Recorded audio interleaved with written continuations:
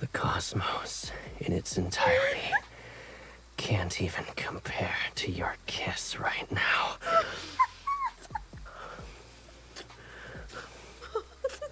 I need my emotional support fan right now. Okay.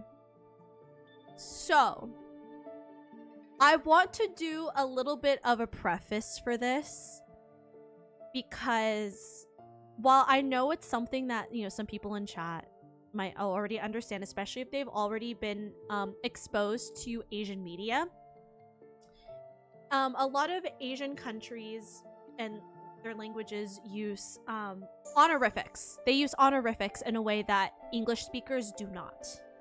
So, obviously, we have aunt, uncle, mom, dad, stuff like that. It's a different level with a lot of Asian languages. I am more familiar with, like, Korean because of my exposure to K-pop and K-dramas and Korean culture in general. I can also speak to Filipino culture because that is me. But, like, for example, in Tagalog, if you are calling your older brother something, it's kuya. But that could refer to an older brother, older cousin, or refer to a close male friend who is older.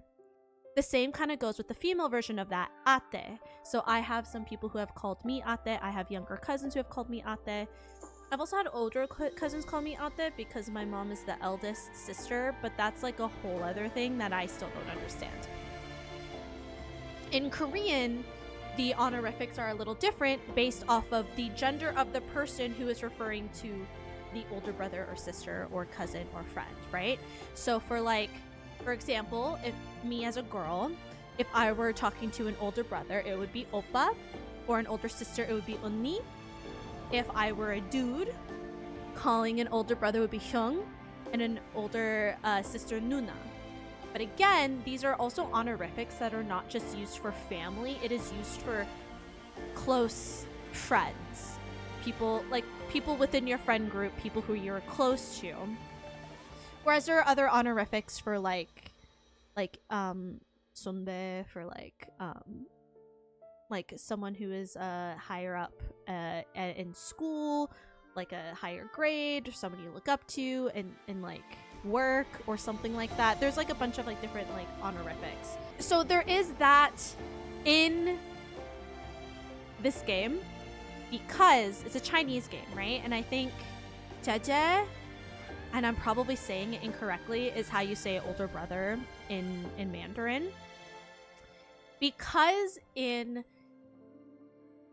MC and Caleb's story, they grew up together. And even though they were adopted at some point, they lived in an orphanage together, grew up together. At some point, they were adopted by the same grandma. They had grown up close like siblings. They are not blood related. Using these sort of honorifics, brother, sister, translated, is very common in Asian languages. So it gets kind of wonky when it's translated in English because white Western culture typically does not have that same honorific language and like societal system. So it sometimes comes off as incesty if there is not that already like mutual understanding of honorifics, of just like relationships and the societal systems, right? The problem with that I have seen with this card is it's one thing to say little older brother, little sister. It's another that it's literally said that they are blood related in the English translations and writing. And I haven't done the research because I didn't want any spoilers. I don't know if that is necessarily the case of the writing in the original Chinese or if it's translated that way in Japanese, Korean, etc. But it's odd that it is said here. So I'm putting that disclaimer out there because I myself am not a fan of incest tropes. I can look past the we grew up like family because we were so close, because I've had friends that I grew up with that are like family. I have friends now that are like family. Like, I understand that dynamic and I understand how different it is. But I want to put that disclaimer now that if and when that comes up, it's going to be weird. It might rub us the wrong way, and that is okay. But let's try to kind of look past that aspect of the writing, and I'm gonna keep with the same mindset of like the close friends, and she's just calling him like oppa or tete, you know? Like, that's where I'm gonna go with it. It's gonna be weird. It's gonna be weird. It's gonna be weird. But we'll get through it. Because we love Caleb. Keeping in mind everything I talked about, okay? They are going to be weird about this, the writing in English, and it's gonna feel incesty, and we're gonna hate it, and we can comment on it, and we could be so honest about how much we hate it, okay? It is okay to not like how that is written. But knowing how main story is and how their relationship is explained in main story, we're gonna at least keep in the mindset of just push whatever the fuck they're writing aside and keep the close family friends like a brother, like a sister, growing up together. And that's gonna help us get through it, okay? Because I don't know how often it's gonna be weird. Okay.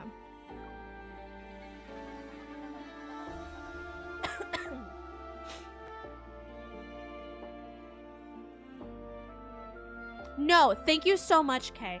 I literally like just did like a whole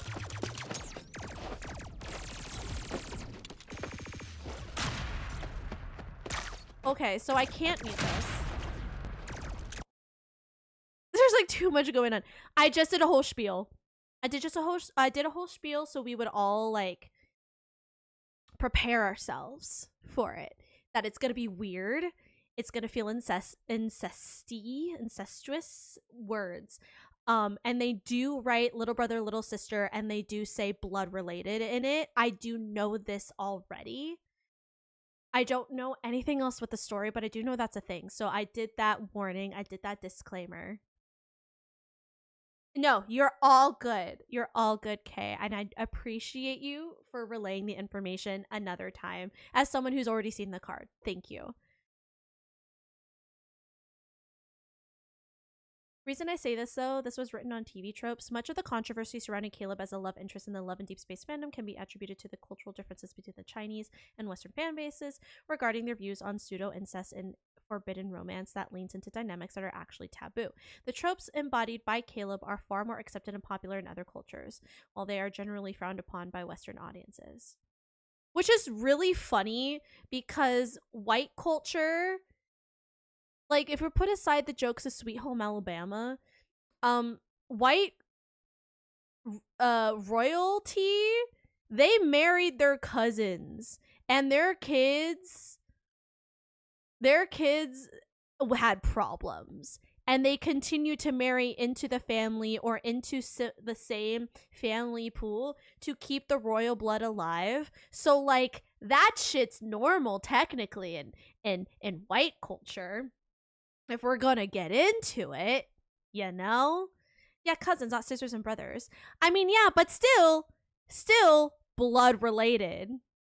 It's still blood related. And I'm sure there were instances of brothers and sisters. I wouldn't put that aside. Let alone like half brothers, half sisters. I wouldn't put that aside. Shit was weird back then. That's why the Romanovs were messed up. Yeah. Exactly. Anyways, We continue.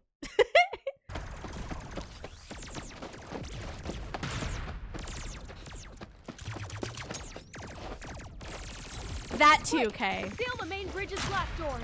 Those Empire bastards have already taken control of the Why did secondary we command center. not use censoring bastards? Send a message to the nearest starship immediately. High Marshal Caleb will... One of my Imperial guards takes down the last soldier standing outside the blast doors. The Imperial Guard captain gives me a laser firearm and I slowly raise it. I aim at the mechanical lock located in the center of the blast doors. That's so random that they censored bastards, honestly. The bridge's blast doors spring open, releasing a cloud of frosty white vapor. Your Majesty, all Federation soldiers have been subdued. The starship now belongs to you. The opening is very Star Wars. It's giving the beginning of the first movie of the original trilogy. Where, like, Vader comes out. That's what the beginning was kind of giving me. And I am not much of a War Star person. I don't know Star Wars very well. I remember that at least. We jammed their comms in advance.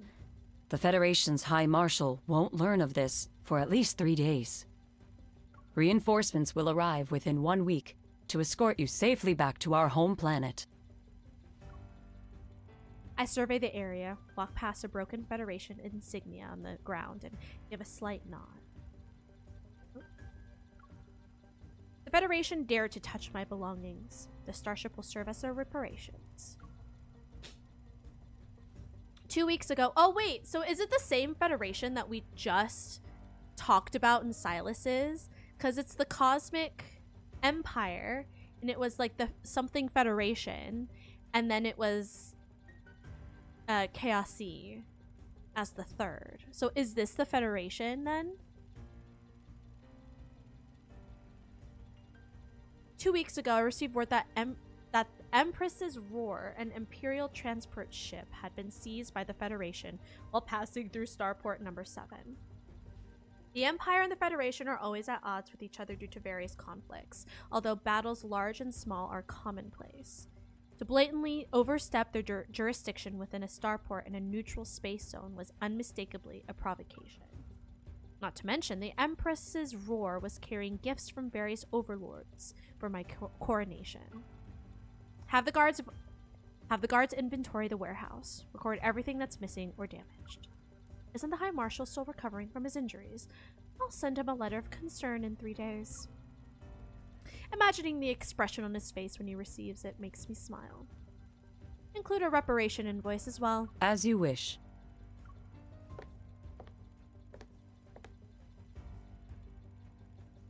After the guards leave, I walk into the depths of the starship's cabin. My fingers trail over an exquisite, ornate, double-edged dagger on the table.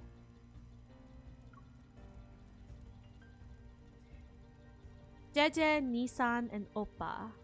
Older brother, yes. Oppa in the sense of MC, calling him older brother, yes. This doesn't seem to be amongst my presents. The footsteps behind me resound almost simultaneously with the hum of a laser firearm charging to its maximum output. I spin and raise my hand. The trigger is set to maximum power. Can we just look at him for a moment? Wow. I like the orange detail. It reminds me of his orange and blue jacket.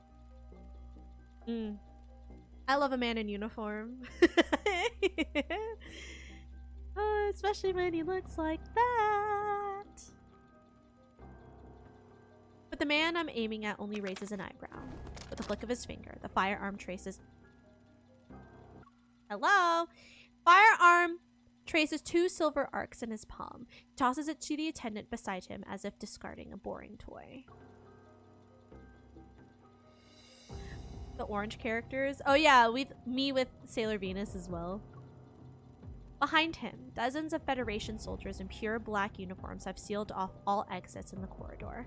They bow their heads to him in sequence. Your Majesty hasn't changed a bit. When it comes to your belongings, one wrong glance would send you flying into a rage. You even made a trip to this remote galaxy. No wonder the starship's defenses were weak. I anticipated the Federation would have a backup plan, but I didn't expect Caleb to appear in person. The Imperial Guards still need time to form a counterattack. We need to stall him for now. The same can be said about the High Marshal, no? I heard you sustained minor injuries, but it looks as though you're all right. You rarely leave your Imperial planet, so of course I had to personally welcome you to make sure everything was all right. Stop touching my shit. Caleb smiles as he raises his finger, and the Federation soldier's weapons simultaneously turn to me. My baby sister. Yep, here it comes. This is gonna happen. 2 weeks ago. Your Majesty, the nobles are waiting in the audience hall. As for the interception of Empress's roar, someone leaked the intel. However, we don't know who. They're riled up and saying we must demand an explanation from the Federation. The Empire and the Federation have been at war for centuries. You don't need an excuse. The nobles don't want an explanation. They want to see the new ruler's position and capabilities. A ray of sunshine falls on the flowers in the vase. I set down the stems in my hand and gesture for the maid to clean up the scattered leaves. Hi, Hopi. What? Hopi. Hopi. Yes?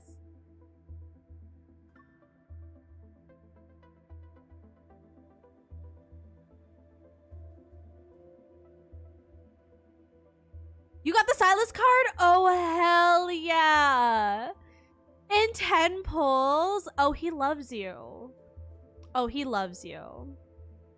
He wanted you to have a treat, didn't he? Damn. Let's fucking go. So happy for you. They should pay the price for daring to target what's mine. I pause and recall the interstellar news report from a few days ago about the attack on the High Marshal in the capital. I'm afraid Caleb's life in the Federation isn't always as glorious and carefree as I thought it was. He most likely doesn't have the energy to manage starport-related affairs at the moment. This is the perfect opportunity for me to take the initiative. I sit up and take the robe the maid offers me. The Nebulasia? Is it Nebulasia? The Nebulasia apples at Starport number 7 are in full bloom, yes? I plan to visit them myself.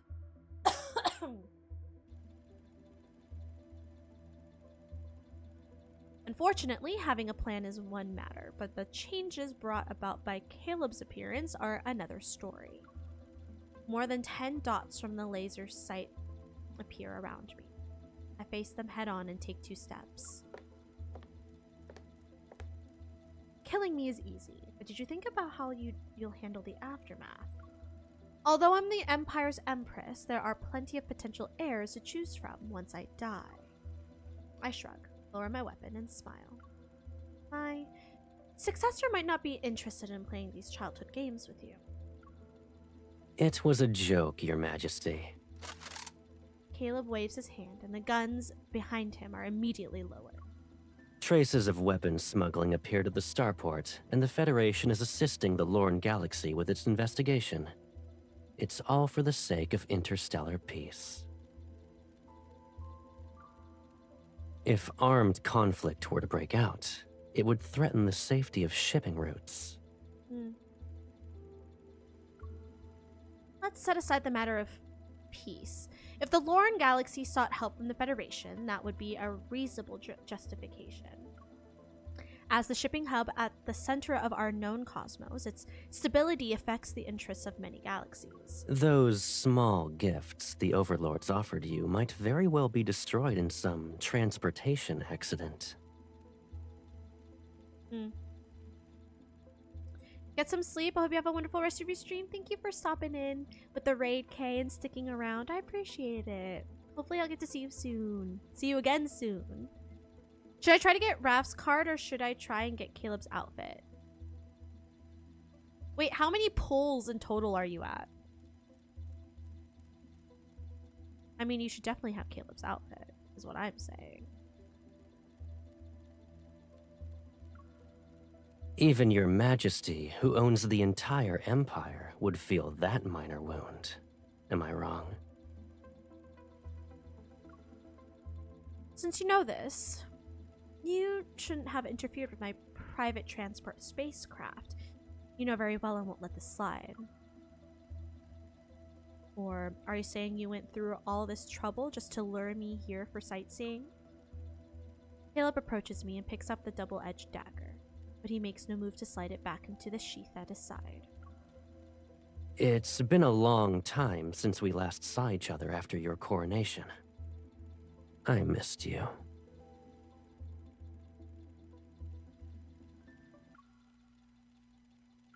Can I hear that again? I missed you. Thank you.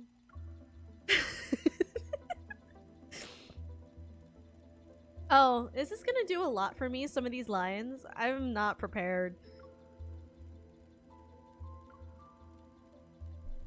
When he says that last word, his lips are almost pressed against my ear. Only I can hear a familiar hint of playfulness.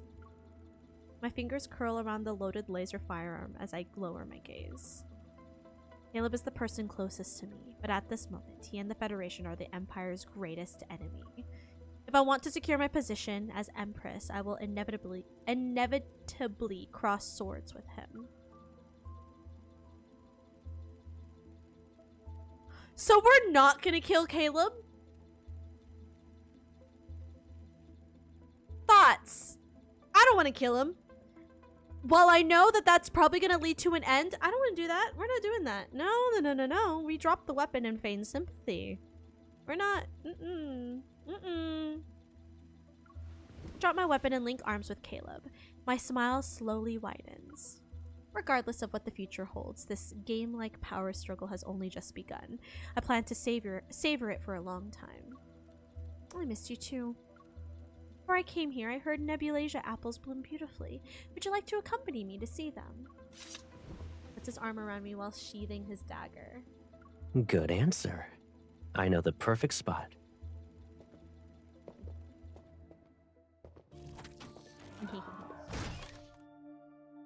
Inside an observation room, the metal hatch slowly closes behind us. We're the only ones here. Caleb recommended we head to the top of the starport's highest tower. From the window, one can see the Nebulasia apples in their entirety.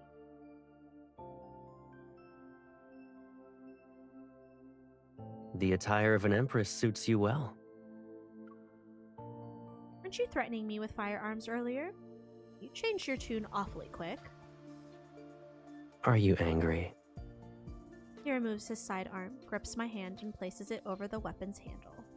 2 different temperatures simultaneously envelop my palm. You could hold it and threaten me. Hi. Don't mind me. You think I won't shoot? You won't. His fingers glide across my wrist and trail down my arm to reach my back. The rough texture makes my breath hitch for a moment. I'm the only one who has played these kinds of games with you since childhood. He tilts his head slightly and affectionately... Oh. And my guess is that you don't want this to end too soon either.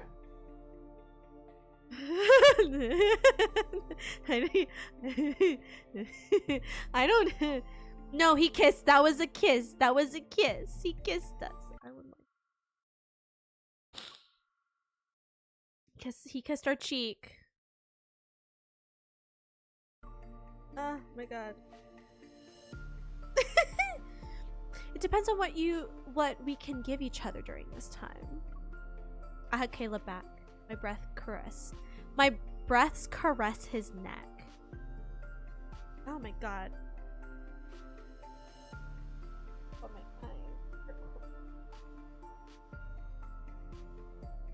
This is the card that I originally for, but they're crazy in this one. I'm so excited. The Nebulasia apple flowers at the starport are beautiful. I like them. You can visit this place more often when you have the time. I can keep you company for as long as you want to look at them. I narrow my eyes and pretend to accidentally step on his foot. You've forgotten that what I like must belong to— You've forgotten that what I like must belong to me. But as long as you let go, in time I can let bygones be bygones. Maybe the relationship between the Federation and the Empire could be mended through us. However, it was never good to begin with. Oh man. Sorry, my eyes are like— I had work at like early this morning. I opened and then I was at work all day and I did like full eye makeup, which I don't always do, but I had the time this morning.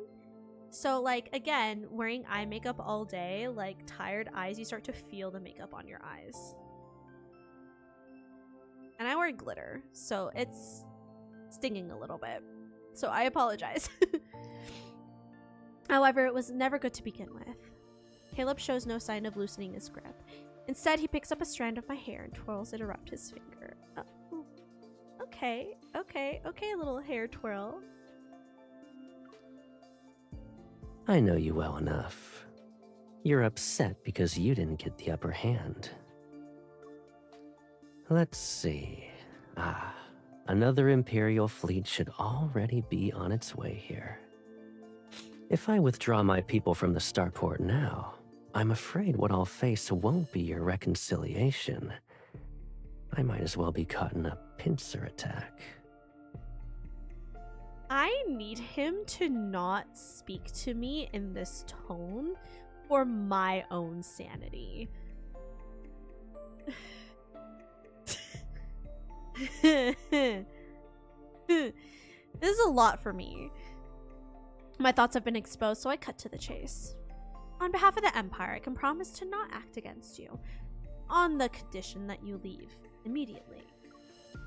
No words leave his mouth. Then, he flicks the accessory on my cloak, which is embedded with the crystal cryostalis he gave me. The crystal is only formed in the cold ring zones that are created when two nearby stars collapse simultaneously. Despite being on the market, it's always been priceless. One day, Caleb somehow got word from somewhere and piloted a long-haul vessel alone through a cold ring zone to find a crystal. I remember his smile when he brought it back. He said his job is to always bring me everything I want. But what if we want the same thing? How long will it take for your fleet to arrive? A week?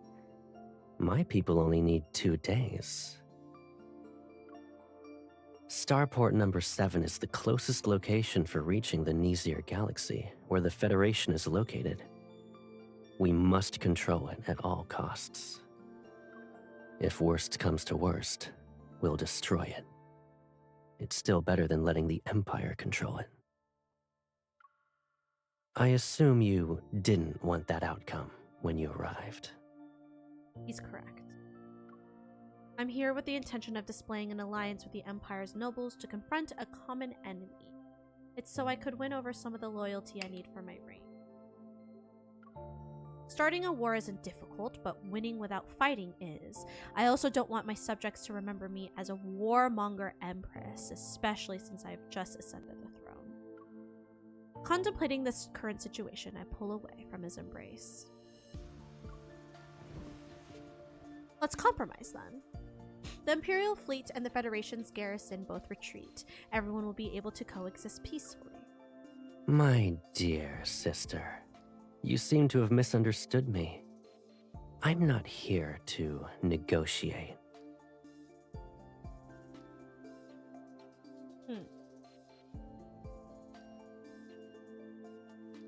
The Starport's viceroy submitted his resignation, and the Lorne Galaxy has accepted the new candidate who was recommended by the Federation.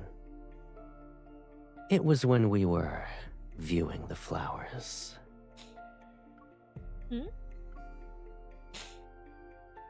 Caleb leans in, his voice softly brushing past my ear. You weren't the only one buying time. Caleb, you've truly become a convenient blade for the Federation.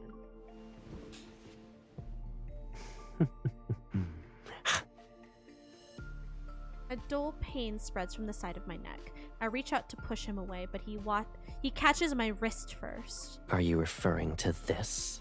What did he just do? How dare you? I struggle and Caleb's arm tightens around me. What did he do? The Lorne Galaxy is frequently plagued by turbulence. It's better to wait for your fleet to arrive so they can escort you back to your home planet. For the next few days, just relax and focus on catching up with me. His kiss descends without warning. Amidst the entanglement of lips and teeth, I bite his lower lip. I only feel satisfied when the metallic taste of blood fills my mouth. This is starting off crazy off the bat. Damn.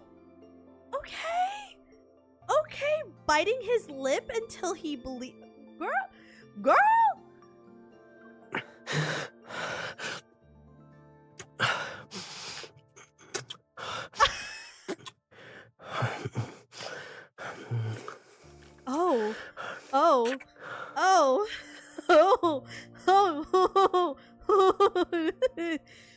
Since he took what he wanted, this is the lightest price he'll have to pay.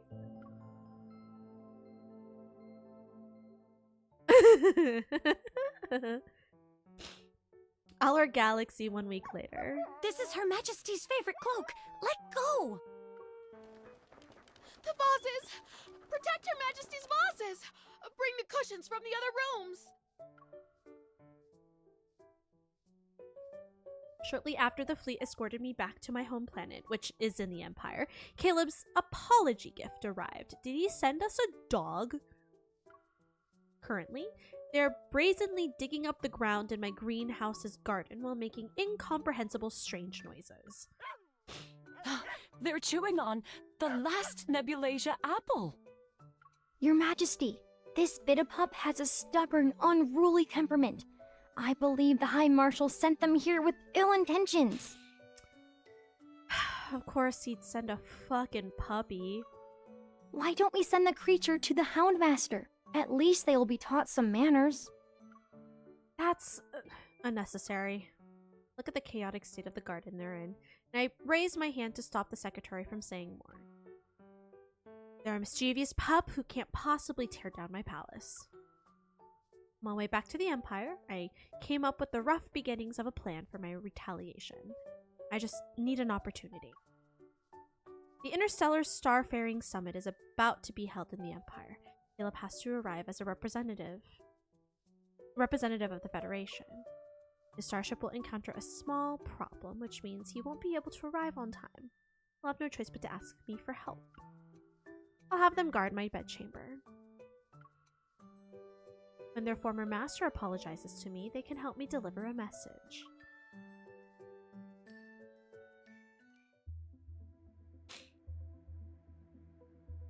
In Cosmic Year 129, people dissatisfied with the Cosmic Empire left the Allure Galaxy. They announced they would establish their own nation in the Nizir Galaxy, thus the Glory Federation, that's what it's called. The Glory Federation was born. The Federation opened its doors to all of the Empire's opponents. Within several decades, it rapidly grew into the Empire's most powerful adversary. In Cosmic Year 150, the Empire formally declared war on the Federation, and so, for hundreds of years, the flames of conflict never ceased. Both sides claimed victories and defeats, but the two great galaxies always maintained a delicate balance. Neither could completely shake the other's foundation. Cosmic Year 642, a young man who grew up in the Imperial Court voluntarily switched sides and went to the Federation to study. Oh, so that's how he ended up there. I was wondering, like, if they're really going with the, like, siblings, and they're, like, one of them had to start from one side. So does that mean that he technically was, like, or is an heir to the throne? At the time, no one knew that this young man who rose to the position of High Marshal in just 5 years would change the entire cosmos. The star's brief history. Interesting. But before changing the cosmos, there was another important matter awaiting this young man's attention. His unexpected absence from last evening's summit, which has been held in the Empire, is the result of bidding on the Lorne Galaxy's long-haul vessels. Due to personal reasons, I will regrettably be absent for this interstellar starfaring summit. I hereby extend my sincerest apologies to all participants and to the organizer of this conference, the Empress of the Cosmic Empire.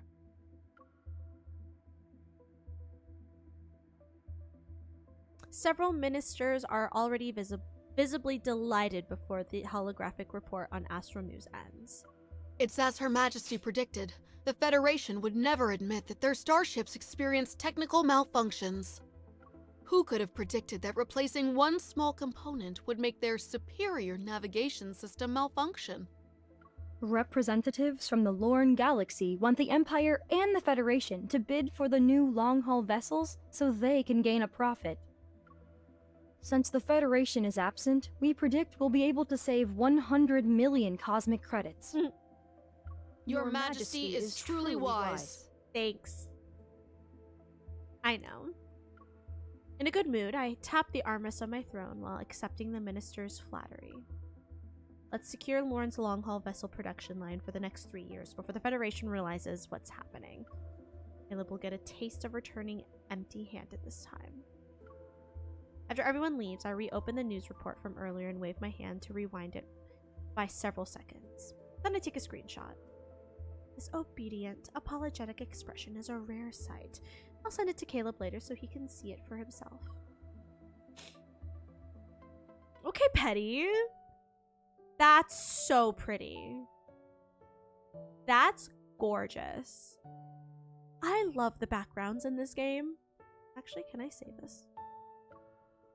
Dude, the one for Whale Falls City is probably still my favorite. From main story, it's so gorgeous. As I leave the audience hall, the overcast sky doesn't affect my good mood in the slightest.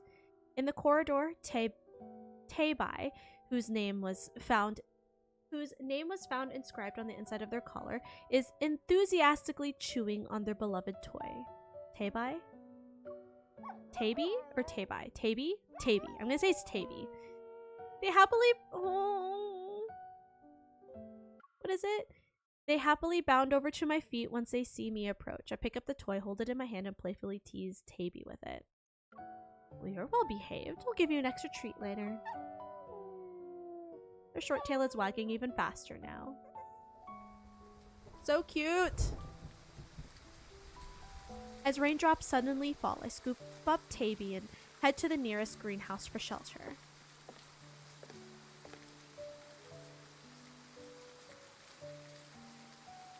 This one's also so pretty. The greenhouse has long since been renovated. Plants extend outward with their leaves to release the season's distinctive fragrance. As you like to call it.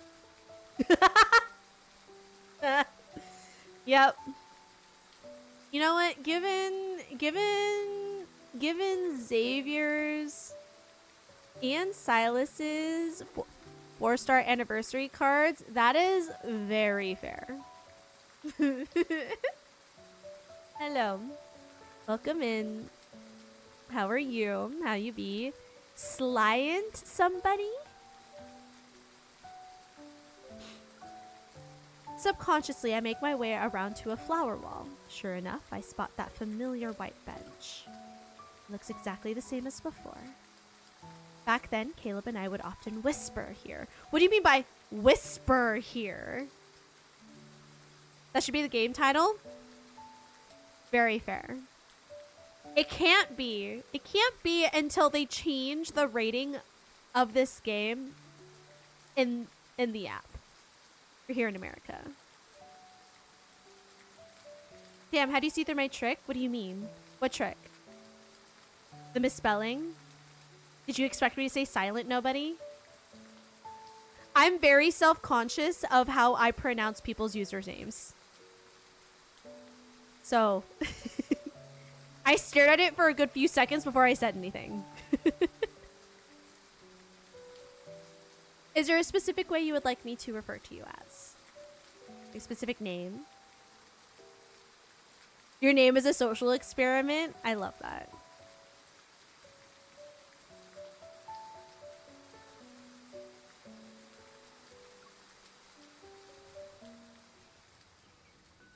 Can I call you Sly because your social experiment name is very sly of you? Instead of Slyant, I call you Sly. Flowers bloom abundantly in the greenhouse. We avoided the maids by hiding in the blossom shade. Must you go to that weird academy? It's the Glory Federation's Interstellar Military Academy. It's the best military school in the galaxy. Yeah, but it's also for the opposing team. It's literally our enemy's military. Like, what do you mean? You saw the acceptance email a long time ago and even filed it under not interested. I pretend not to notice the teasing in his tone and pluck a wilted flower from the corner. The Federation despises Imperial citizens. They might never let you graduate. Don't worry. I'll be going there as a neutral planet's heir. No one will cause trouble.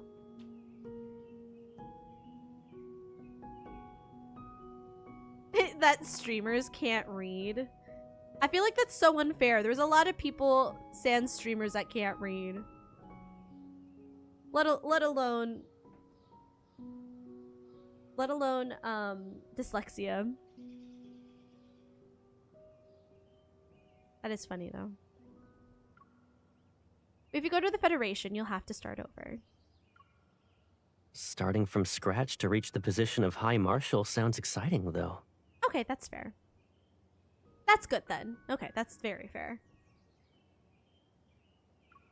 But if you become the High Marshal, you won't just be my Caleb anymore. I furrow my brow when he pokes the space between my worry lines. No buts. Don't you trust me? When you're the Empress and I'm the High Marshal, we can change the current relationship between the Empire and the Federation. Who knows if that will be the case? When you leave, I won't be able to talk to anyone. How's that possible? You're the future Empress. There will be plenty of people doing everything they can to win your favor. He bends down to pick a nebulasia apple from the flower bed and pins it to my collar. They're like this flower. Regardless of its rarity, all you need to do is look at it a little longer, and it shall bloom forever in your garden. Oh, that's so sweet. I know, but they can be tiresome sometimes. They're nothing compared to you. Power always means enduring a few minor inconveniences. But with me, you can always be that willful little sister. There we go. I had to change this so I'll be leaving sure. in a month. Aside from your gift list, is go. there anything you want? Perfect. I just want to make sure that I have your name saved. Anything? Yes, I'm calling you Sly. anything. Because you're sly. They never saw it until I told them. Oh, diabolical. I love that. Anything.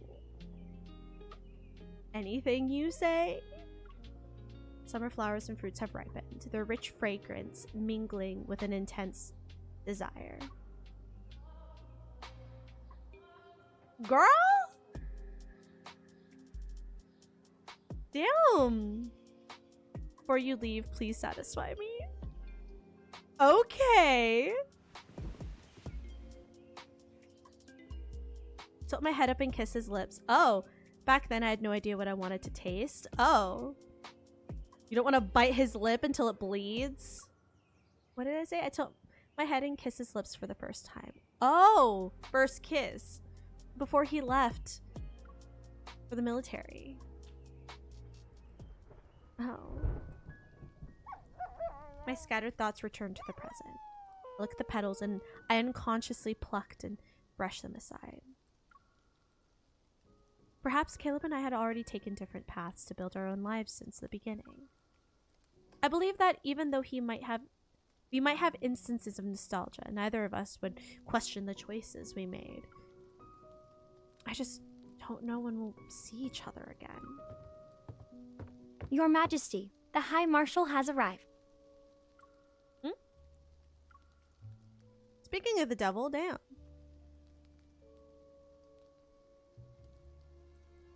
Somehow, Caleb has arrived in the Empire before the interstellar starfaring summit ended. The fact that he left the other galaxy representatives behind to see me makes it difficult to determine his real purpose. However, You complained about this silver tray being too plain when I gave it to you. You're still using it? I forgot to throw it away. Like how Xavier is a grandpa and sleeps all the time, Silas acts like Batman for no reason if you like him. And if you like him, you're scaly? Caleb killed Grandma. No! Caleb did not kill Grandma. Actually. It was actually one of Xavier's former friends who killed Grandma. Technically. Raph is a bottom. Well, yes. And Zane, he's just Zane. Yeah, that's fair. That's fair. I think it was Xavier's little brother killed Grandma. Plot twist. Found out he was little brother recently.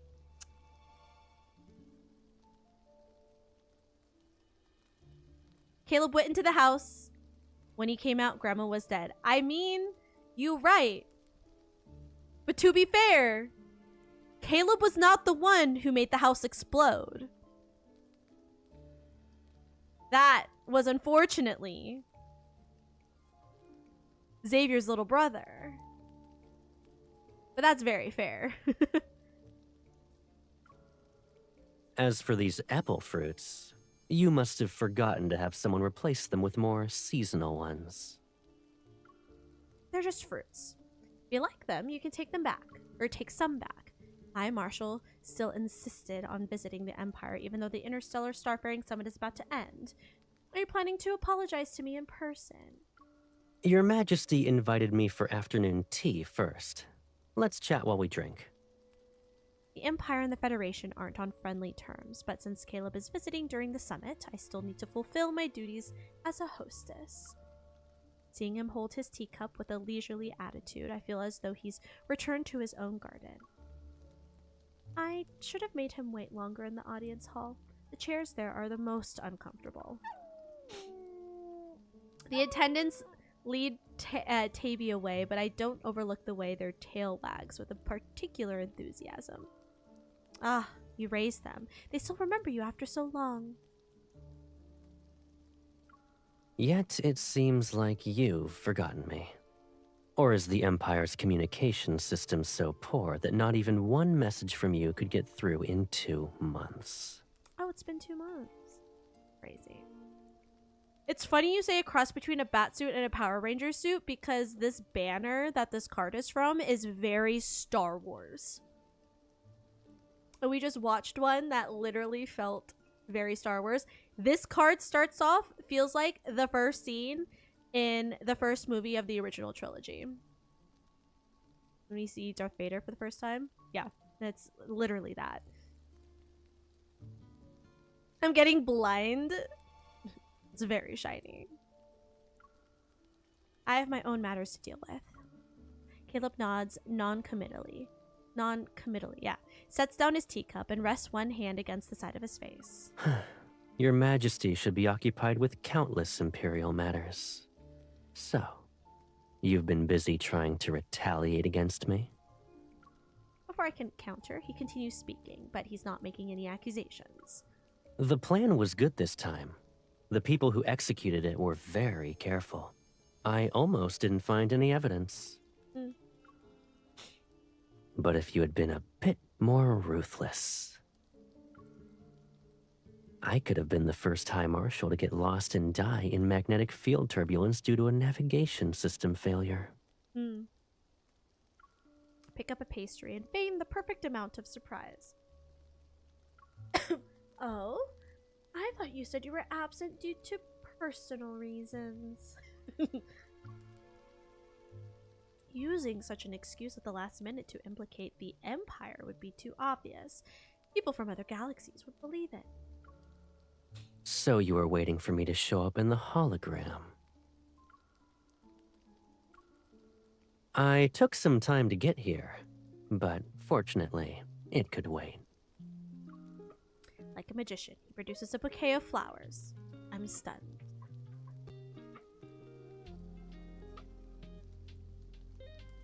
Long sword style? Please.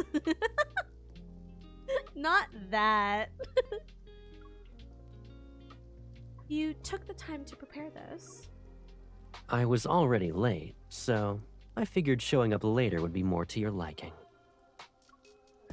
That's not what I wanted. The familiar floral fragrance drifted past us. Despite our current circumstances, it stirs distant memories and softens my heart.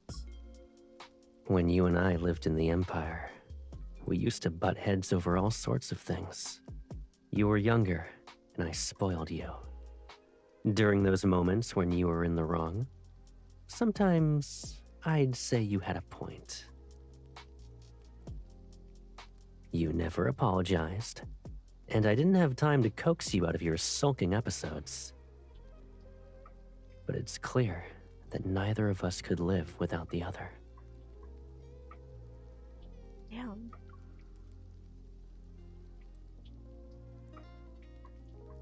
We made a promise at that time. Did we?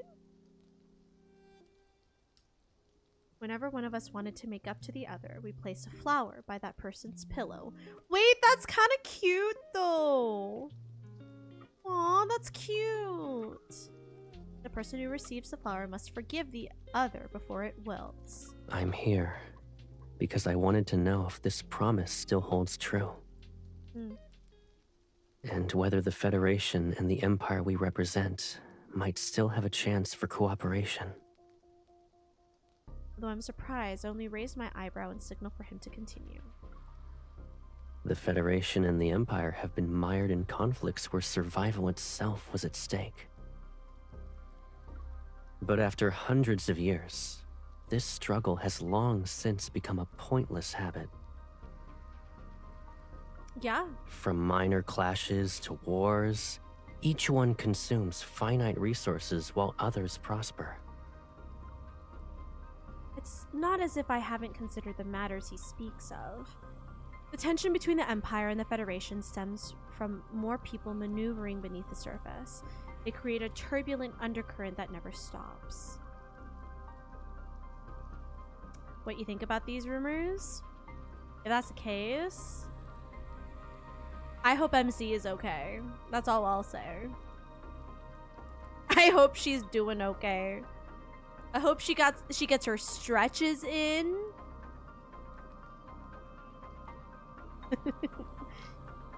But if going with the flow takes the least effort, why should I position myself as a reef? Since there will always be those who profit from conflict, any attempt for a collaboration would face significant resistance. I don't necessarily have to oppose you, but I also don't want to invite trouble. If you let war fester, will it be easier for you to be the Empress? Don't forget that I defeated the ruler before you, who ultimately became the Empire's discarded pawn.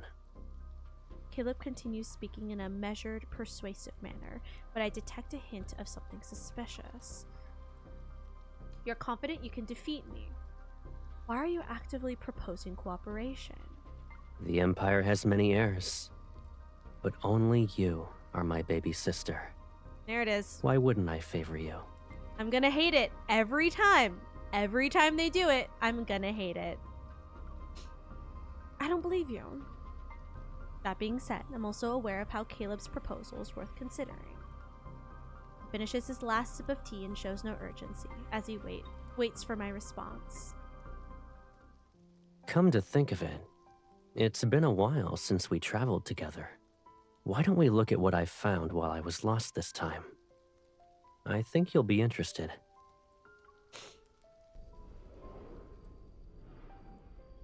The long-haul vessel cuts through the edge of the cosmos and traverses star clusters and multiple warp points before arriving at the outermost edge of the Lorne galaxy.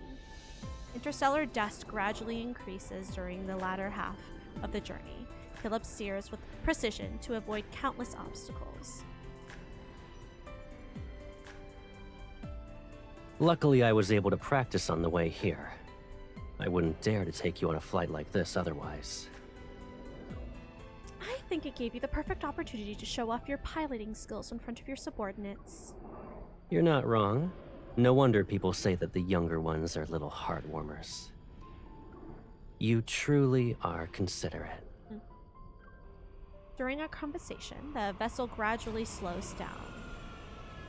We're here. All around us are dust clouds that obscure our vision and churning nebular storms. I look at Caleb. He stares at the observation display, his wrist moving as he slowly adjusts the altitude. When I got lost, I discovered warp points that aren't marked on the star map. I named this area Velitio, which means hidden place. Velitio. We're already close to the edge of the Lorne galaxy. If we go any further, I stop realizing why Caleb brought me here. Lorne is connected to Allure and Nazir. It serves as a buffer zone between the Empire and the Federation and is the central hub of the known cosmos. But beyond that exist countless unknown places that have never been explored. It's exactly what you're thinking. This warp point might lead to an unknown star system. We The can't just value it could leave. bring far exceeds a single war. We can't just leave, Caleb. Shared interests can resolve hatred. The same principle can be applied to the Federation and the Empire.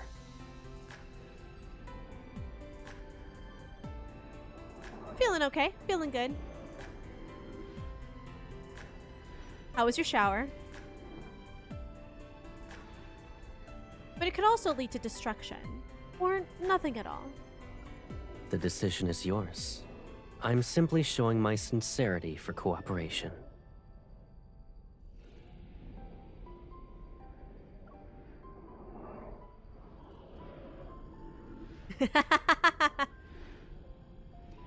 Yep. That women have the potential to be way more freaky than men. Feel like they always have been, let's be real. Above the firmament, that unfamiliar warp point flickers faintly. It's barely perceptible in the distance. MC's freaky in canon. She's crazy, and I love her. Does anyone else know? You're the second person. You trust me that much? I look at Caleb, but I can't figure out what he's thinking. If I were to make a move against you, I could monopolize this discovery. No one else knows we came here. You'd be turned into cosmic dust. Someone who truly wanted to kill would never look their enemy in the eye and speak the way you're speaking.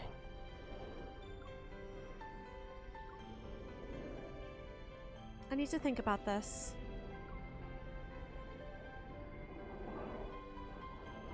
Caleb lowers his head.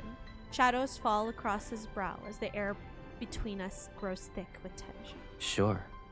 But given our current situation, I'm afraid we don't have much time. Regardless of what our decision is, we need to move fast. His kiss falls with a fierce intensity. Damn! They be kissing constantly in this card! God fucking damn! I knew after the K-pop banner that moving forward, Caleb's cards were gonna start getting freakier because technically in that card in canon, it was basically a consent card. And she finally consented and said, I want you in the same way that you want me. Then we had bite mark on the titties, you know? So like, I knew moving forward it was gonna be freaky. We didn't get a kiss until like halfway through Silas's. Even though they had that like marriage of convenience. Like, what? His kiss falls with a fierce intensity. I close my eyes and allow myself to surrender to his bold transgression.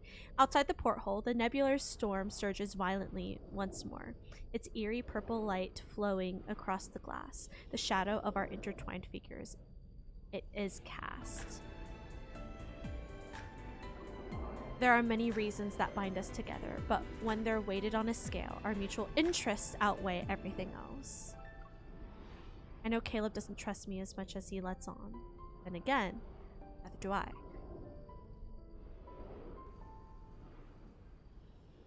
Oh, pretty. Morning light pierces through layering clouds and casts light gray shadows around the massive long haul vessel. They're arranged in a formation at the center of the square. Faintly trembling from the engine's heat, massive holes are painted with the emblems of the Empire and the Federation.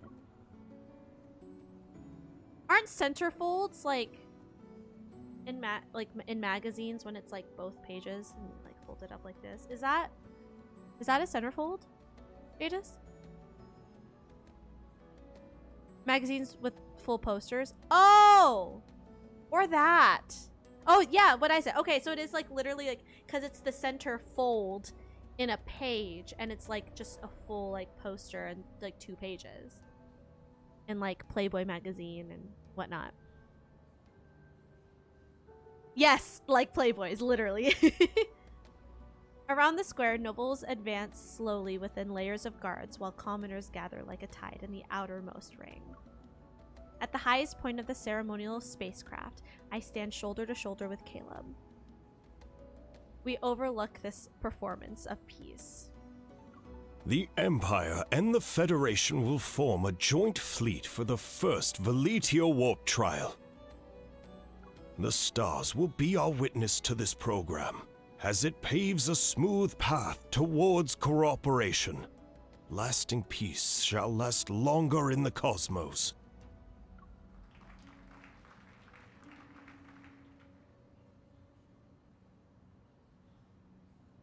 I'm sorry, hold on.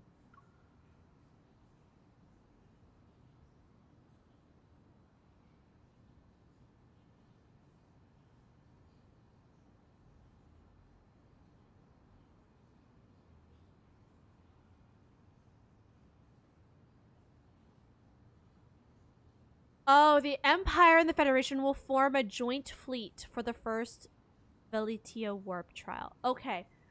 It says officiant, and like my brain was like, did I miss something? And they're getting married all of a sudden? No, the officiant is saying. Why is it an officiant?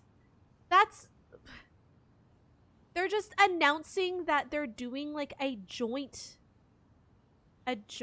trip. After returning from the trip, I formally considered his suggestion. He proposed that we could use Starport number 7 as springboard to conduct a stable warp drill consisting of a joint escort. It would allow us to test whether Veletio is stable while rooting out a few troublemakers who are working behind the scenes. Your Majesty, High Marshal, please complete the ceremony.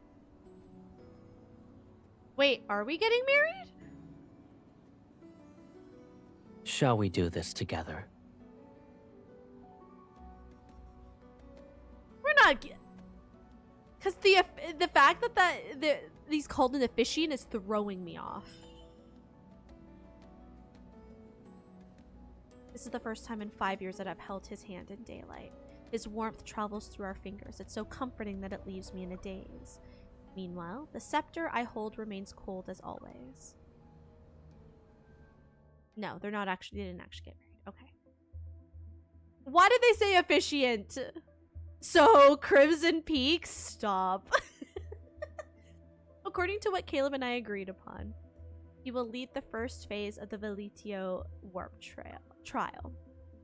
He'll establish an observation center at Starport number 7 and use the brand new warp point to dispatch fleets in batches. Yet before the first fleet could even depart, the Empire's agents planted at the starport reported bad news. I didn't expect the Federation to act so quickly. It's only been a few days since they stationed themselves at Starport number 7, and they've already found an excuse to form a blockade around the area. Of course. Our people and long-haul vessel are still being detained. Communications have been cut off as well. They almost kept us in the dark. The Federation can't be trusted. We never should have entertained the idea of cooperating with them. We've lost 10 of our newest spacecraft. Oh, shit. I'm somewhat prepared for the obstacles this plan could encounter, but everything happened so fast that it's catching people off guard. I rub my brow and question whether Caleb would make such a short-sighted decision.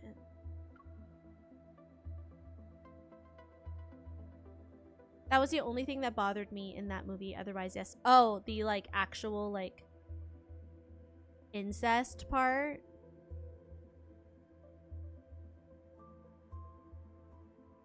Cause that's fair.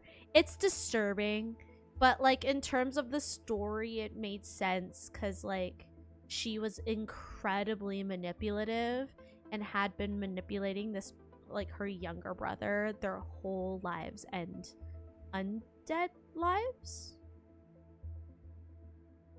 So as a plot point, it made sense.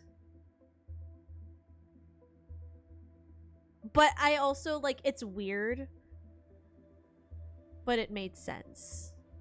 Like I'm not mad about it as a plot point cuz I hate when like movies or like books or shows will do like a shocking plot point just for the shock factor and it doesn't like fully make sense for the story that's already written, you know?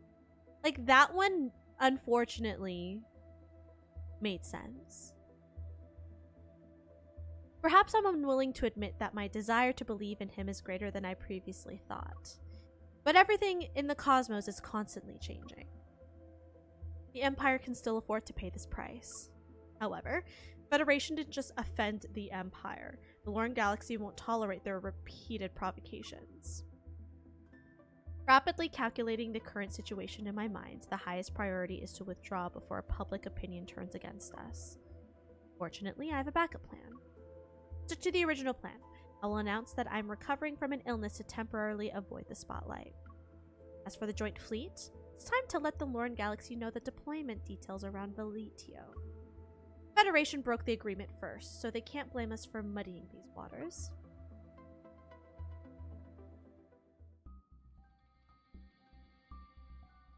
With the resolve to distance myself from this mess, I consistently claim I'm ill and remain in seclusion for the next 2 weeks.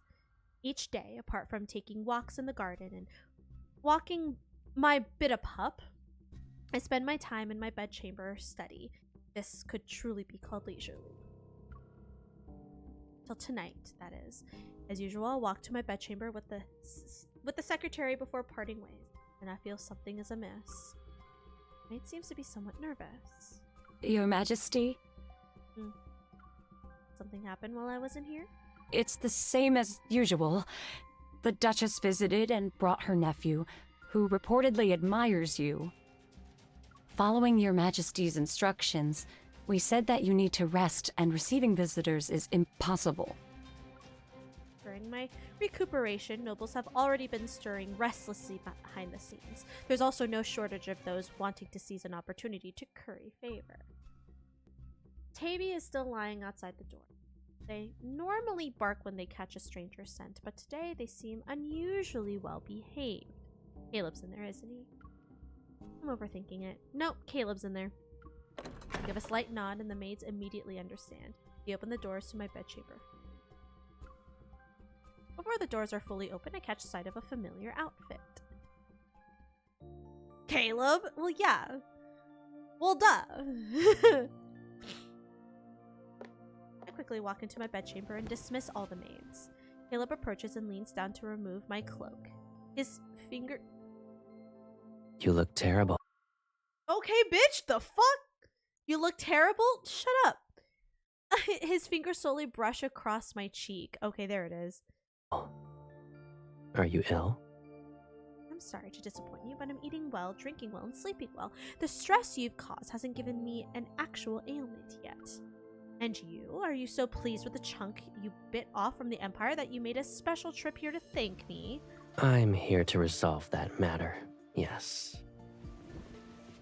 His overly calm demeanor only makes me more irritated. I turn to avoid his touch. Does the truth behind Veletio matter to us anymore? The last possibility for cooperation has vanished. Our next meeting will be on the battlefield. You don't trust me.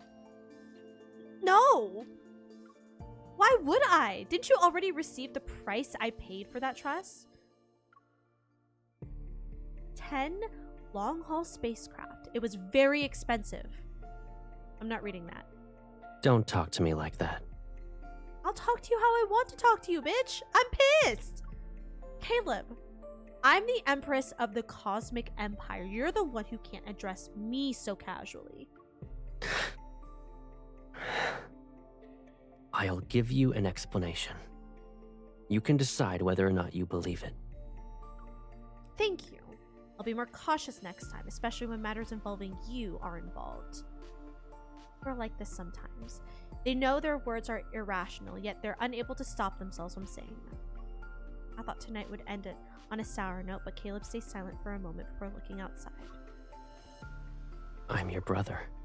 No. Don't always assume the worst of me. I will, thank you. At some point, it started raining outside. Raining again. I can't read. At some point, it started raining again. It's almost midnight. The pitter-patter creates a delicate rhythm against the window frame. There are no other sounds. I turn away, avoiding his gaze that shines with new emotion. Forget it. I'm not in the mood to play this game with you. You'd rather play with another man.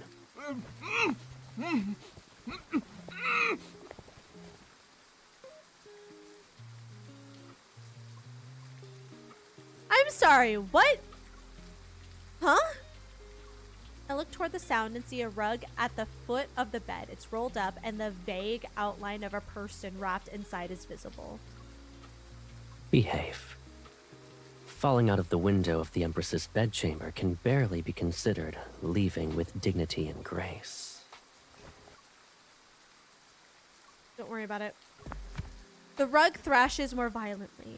Caleb narrows his eyes and kicks it. The room falls silent once more. I'm sorry.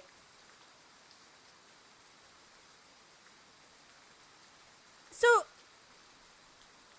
was there like an assassin in my room? He defeated assassin, rolled him up in a fucking rug? And his... What? That was harsh. You're worried about him? He grips my chin and forces me to meet his gaze. We don't even talk. Why are you concerned about nothing? Send him back later. He went through quite the effort to touch the Empress's bed. And you're going to return him without even giving him a glance? Oh, is this the nephew? That's gross. And he's... Oh, he like snuck in to be a creep. Can we throw him out the window? I would like to throw him out the window. His face is decent, but his physique... There's no need for that. Plenty of people like him compete to get closer to me. And there are others with superior physiques.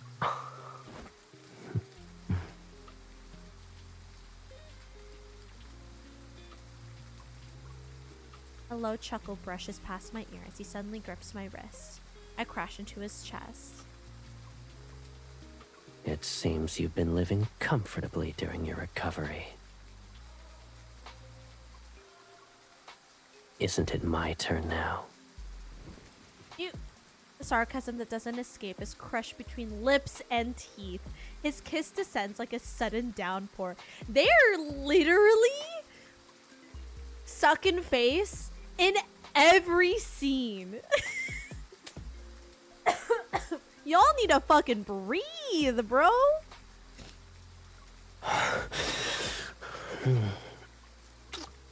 My body surrenders before my will can resist. For some reason, we seem to crave each other more than usual tonight.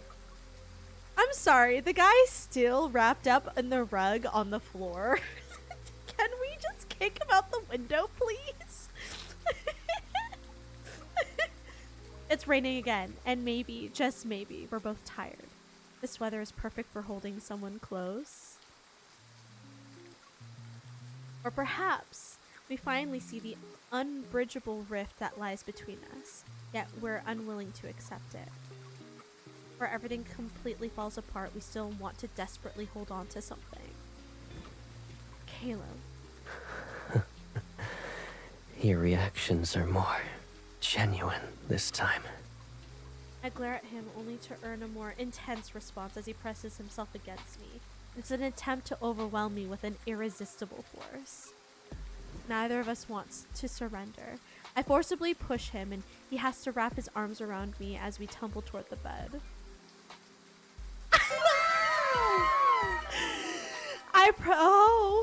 I press my knee against his tense abdomen and look down as I restrain him beneath the folds of my dress.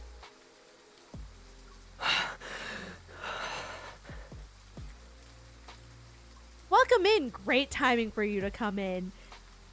He holds my waist as his kisses trail down from my chest. The warm, wet sensation settles on my abdomen and sends thrilling shivers through me. Oh, so we're really getting into it. Oh, so we're like, okay. We've embraced each other like this countless times before, where our bodies are intimately entwined, and yet our hearts beat on opposite sides of an unreachable chasm. Oh my god. Oh, my eye hurt. Okay, this is wild. This is a wild time that we're having. I know why you wanted me to do this with you in the beginning.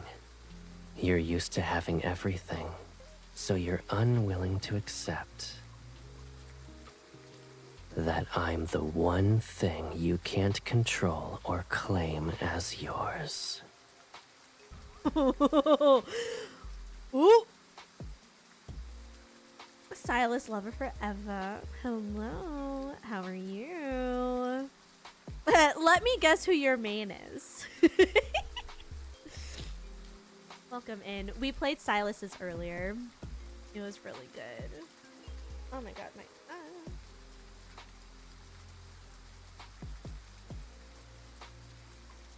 a Childish Gambino song? Which one? Nothing sets the mood like a human tick.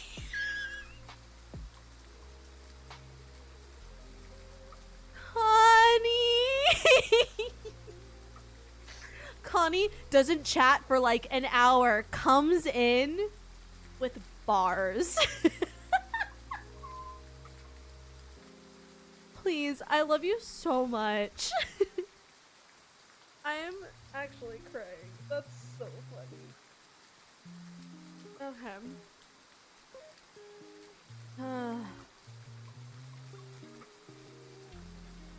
You can guess my main, but I bet you can't.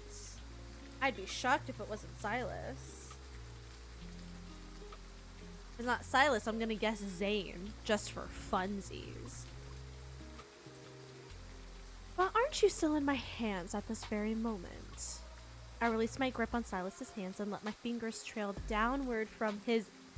It's MC and the Adam Apple. This Jeremiah, you know what, though? You are so valid for that. You're so valid for that. And that's so fair. Make him the sixth love interest. We'll make things very interesting for main story. No. We can't have Jeremiah be a love interest because we need that BL side story between Jeremiah and Isaiah. We need that to happen. Because the way they bicker, they have to start passionately making out. You know? It has to happen. Oh, we do love the twins. Oh, we haven't seen them in so long. I've been here the whole time quietly plotting. Of course you have. Okay, sorry. Let me read this. I release my grip on Caleb's hand and let my fingers trail downward from his Adam apple. My movements carry a hint of teasing he excels at. A certain thought that has always lingered is about to surface. It's the simplest method, and it could solve all our problems. If I were to capture you and immediately imprison you, without you as their High Marshal, the Federation would be a threat to the Empire for a very long time. That would work, I suppose. But what would Caleb be to you when he's stripped of his status as the Federation's High Marshal? Okay, well, we're gonna ignore that first one because I don't like that that's an option. And again, we are openly voicing that we don't like that. Because I don't. No! And I'm not reading that. You are my natural born enemy. I told you guys they wrote this weird, okay? You are my natural born enemy. As long as you bear the name Caleb, I will never feel at ease when I sit on my throne. I'll give you a new identity. Abandon your past and stay where I can see you every day. Also, who's your main? I am an Apple Star girly. But I also love Silas. Silas would be like a third. But it's Caleb and Xavier. Caleb and Xavier. This is why I like extra hate the whole blood-related brother-sister narrative in this card. I'm really suffering through it because I hate incest tropes. It is just not one that I enjoy. I can get away with the we're close like siblings when we're given proper backstory, but I can't do the actual like sibling stuff, you know? So my Twinkie and the overprotective apple. Not the Twinkie! Oh, the little sleepy Twinkie. I love it. For example, my bedchamber is the perfect spot. Oh. Oh. You want me to be your secret lover. A mere shadow that no one remembers. Names and identities are nothing more than pieces of cloth. Even if you strip them from me, you still won't be able to truly trust me. But we can have a fun time even if I don't truly trust you, you know? His hand glides along my waist before finally clasping my wrist as he pulls me into his embrace once more. Isn't this our current situation? It's a reminder. My Caleb isn't a bird that can be caged in a greenhouse's garden. He's someone I can never control. I was talking to myself. This is still the easiest method. My fingers dangerously wrap themselves around his neck and shake it. So that is... My Caleb is also not related to me. Thank you, Jadis. We add that in our narrative. He reminds me of a Twinkie. Soft and cute and yummy on the outside while freaky on the inside. Yeah. Yeah. Yeah. That's perfect. I love that. That's a wonderful analogy because you're right. You want to turn my head into one of your trophies. If I let our circumstances develop naturally, maybe you'll get a chance. I would like to remind everyone that that dude is still wrapped in a fucking rug on my floor. So... When that time comes, make sure you're the one who kills me. This is also my promise to you.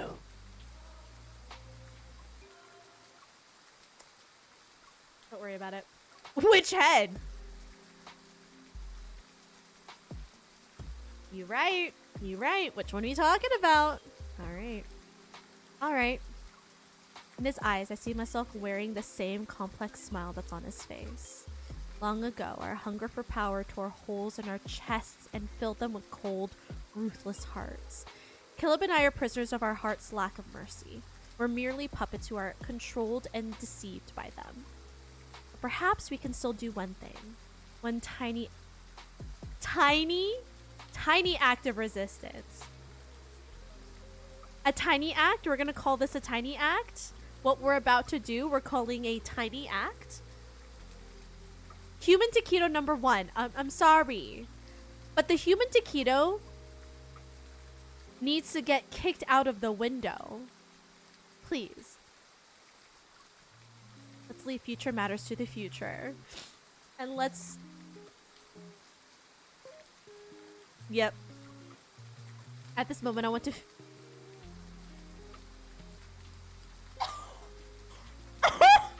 What a thing to say. At this moment, I want to feel the warmth you leave in my body. What?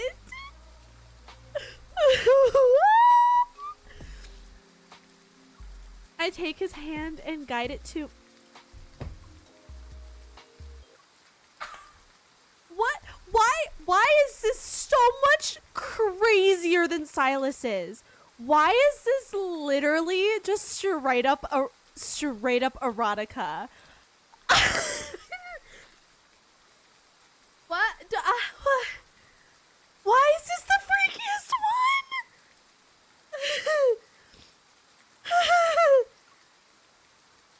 I take his hand and guide it to my warmest depths. As long as we have it to prevent us from being too cold, that's enough. When we embrace, he seemingly wants to embed himself into my very being. He wants to return to that point in primordial chaos where we had yet to be separated. I'm literally in tears from the utter shock. How did we get here? Connie, they've been making out this whole card. I'm not surprised we got here. I'm just surprised at the extent of us being here. Our passion isn't born from understanding and trusting each other. Our refusal to be consumed by that horrible emptiness gave rise to it. Intense pleasure and faint melancholy mingle and merge. They wash over us in waves from where we're connected. If this is what love is, then we're in love. I want to know what love is. I want you to show me.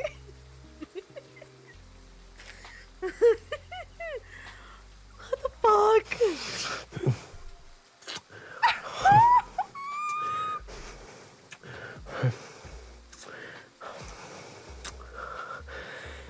You are mine. We've always belonged to each other.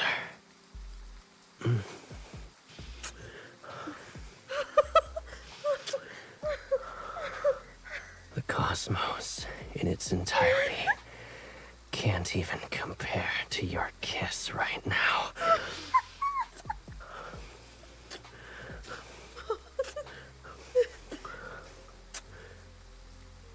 I need my fan. I need my emotional support fan right now. This is a lot.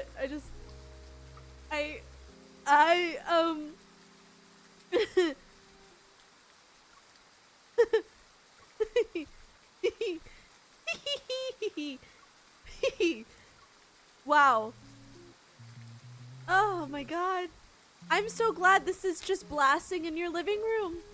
Great stuff. Love it. Oh wow.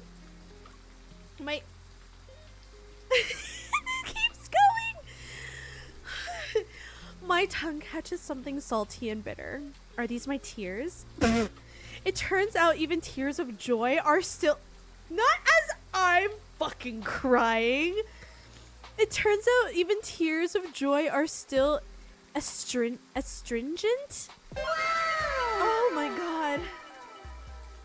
Sly, thank you for the follow. I hope they are tears.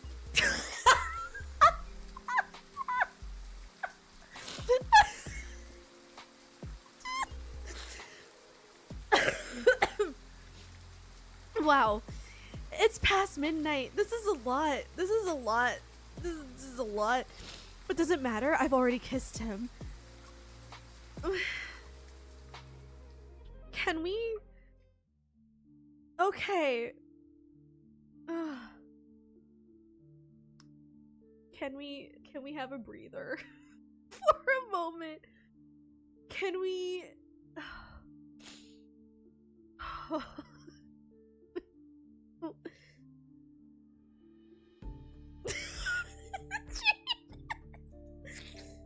Drink some water. I need so much water after that. No, Jadis, you can keep going. I'm living for it. Wow. I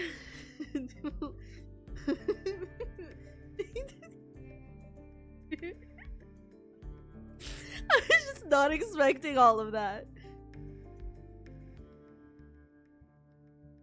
Wow. Uh-huh.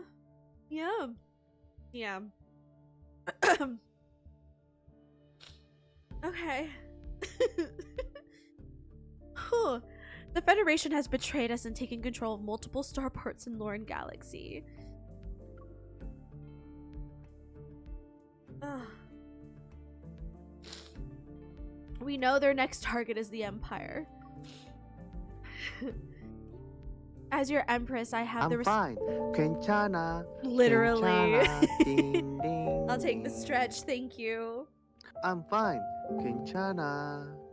I do need to stretch. I'm sure MC already stretched. Ayo. As your Empress, I have the responsibility to allow the Council of Elders to pass the Imperial Emergency Act. This is not a declaration of war. It's to ensure we won't be caught off guard when the crisis truly arrives. On the holographic screen, today's speech, in which I announce my recovery and return, plays repeatedly. I gaze at the figure speaking eloquently in the video. Yet my thoughts turn to a person who's at the other end of the galaxy.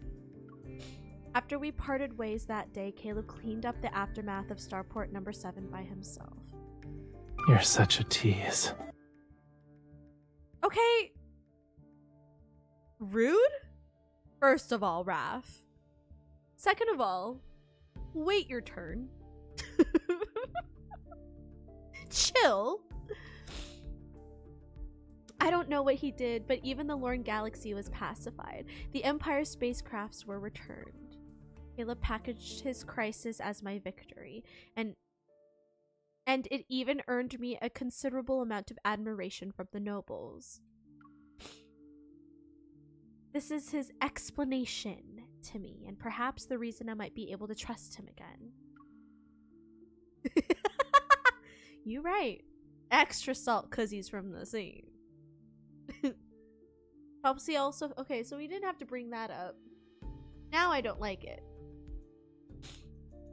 However, we know a cosmos that's about to be ignited cannot be doused by droplets of water. The communication device rings, interrupting my thoughts. How have you been? Not too bad, but not great either. You? Same. I saw Taby had torn up your precious Taby. garden last time. There was dirt everywhere. I sent a fresh batch of Nebulasia apples. They'll arrive in a couple of days. I hope they can survive a little longer under Taby's teeth this time. Speaking of which, they managed to chew an entire lace trim onto my bedchamber's curtains. Do you want to see the photos? Sure. Don't spoil them too much, though. He probably made a bigger mess. That was bitter and salty. Ah! Honestly. While human Taquito remained on the floor, unable to move, listening the whole time. I want to know what happened to him. I would like to know the aftermath of the human Taquito. That's the mystery I would like to solve.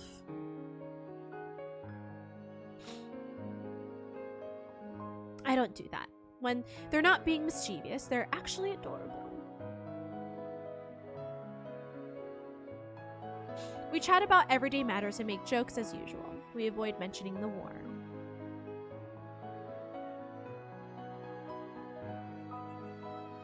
Because being a cuck sounds awful. I also hope he was unconscious.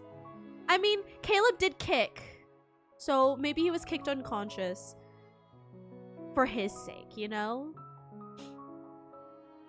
It's possible we have nothing left to... If he was awake, he'd definitely need therapy.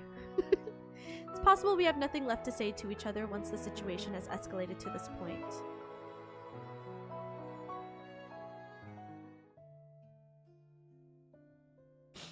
Two days after the umpteenth border scuffle between the Empire and the Federation, the Nebulasia apples that Caleb sent to bloom. Petting Taby, I sit on a bench in the greenhouse garden. This is a rare moment of peace. Suddenly, hurried footsteps resound outside the garden. Turn to see the serious expression. Your Majesty, we have an emergency. Uh-oh. There was an explosion in Starport Number 7's transit zone. The Federation claims that the starship involved bears markings of a transit authorized by the Empire. Sound of rushing water echoes in my ears again. See myself drifting downstream toward the only direction available to me once more. The nobles are already waiting for you in the audience hall. Let's go. I pat Taby's fluffy head and stand up to leave. Clutching a flower, they roll around on the grass, their tail wagging as cheerfully as always.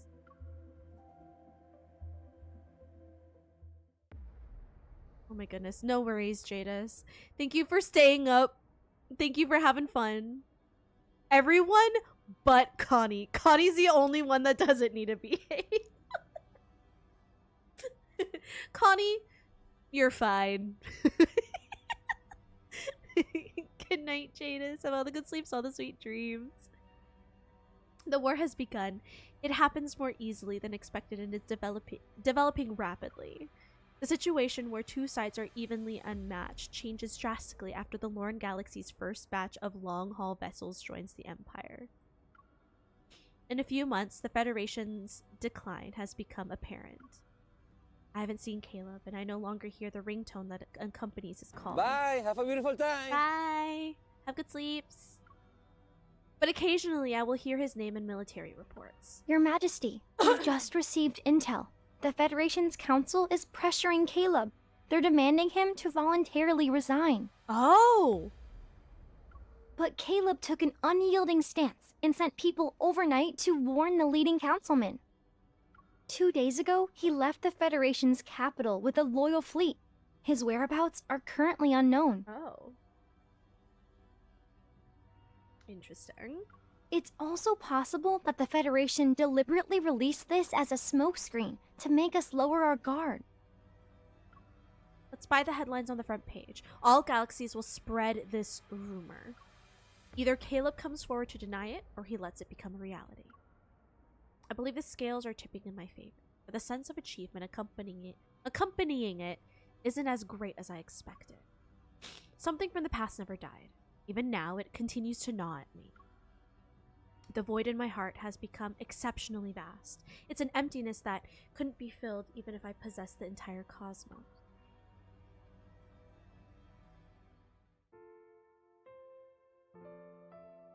After ending another deployment meeting, I return alone to my bedchamber and fall into deep sleep.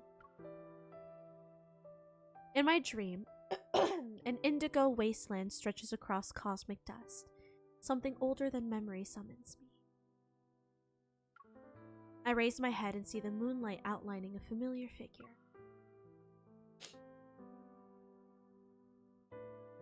You look tired tonight. What's wrong? You have the gall to ask? Walk over to sit beside Caleb and lean against his shoulder like when we were children. What else did I say? I wouldn't be able I feel an unexpected softness. Fortunately this is a dream. I wouldn't be able to lean on you otherwise. I'll always protect you whenever you want to lean on me.